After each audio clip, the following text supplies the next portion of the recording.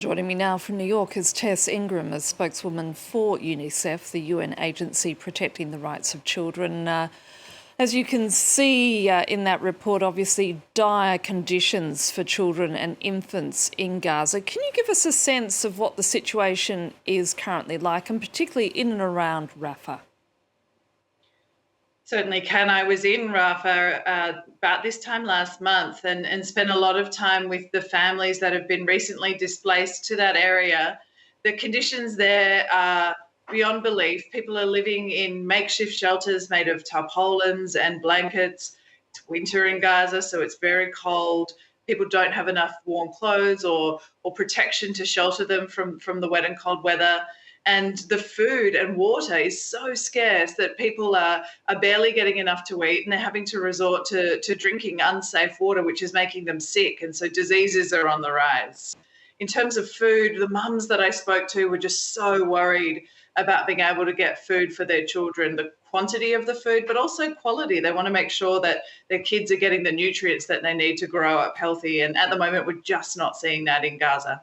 And is there a, in terms of where people are located, is the situation slightly better in the north, or is it worse compared to the south of Gaza? The south of Gaza is where our aid access point is. So when we are able to get trucks into the Gaza Strip, they come in near Rafah. So that area has been able to be well accessed by aid. Despite that, the aid getting in is nowhere near enough. And so we're still seeing people hungry and thirsty and sick. But the situation in the north is so much worse because we've barely had any access up there. We've really struggled to get aid convoys into the northern section of Gaza. And reports that we're hearing from that area is that it's incredibly serious up there, particularly in relation to malnutrition. The data we released yesterday put the rate of malnutrition above the emergency threshold. So about almost 16% of the children we surveyed were acutely malnourished, which puts them at risk of dying. And the ongoing problem, of course, Tess, is that children are also being separated from their families, aren't they? Yeah, this war's having so many impacts on children, and they're disproportionately impacted because children make up about half of the population of Gaza. So we've seen high numbers of child death and injuries, but also, as you say, of children being unaccompanied or separated from their families. We estimate that there's about 17,000 of those children at the moment in the Gaza Strip.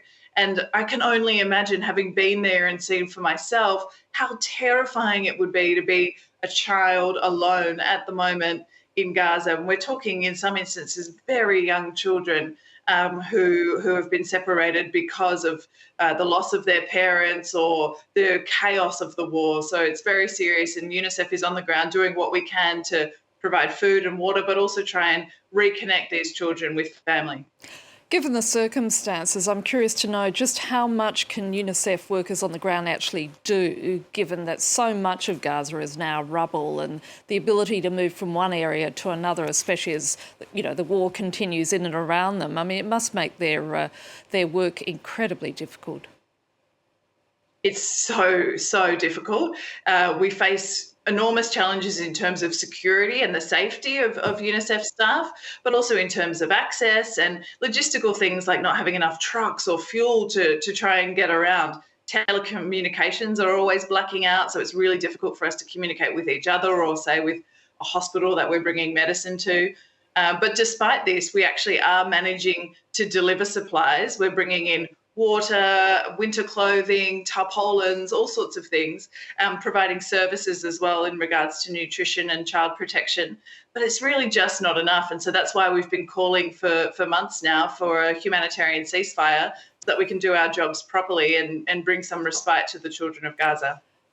With this in mind, what are the immediate priorities for UNICEF's workers in Gaza when it comes to addressing the needs of children and infants? So for those of us outside Gaza, it's continuing to call for this ceasefire. That is the most important thing, and we need that urgently given the scale of the humanitarian crisis that we're seeing.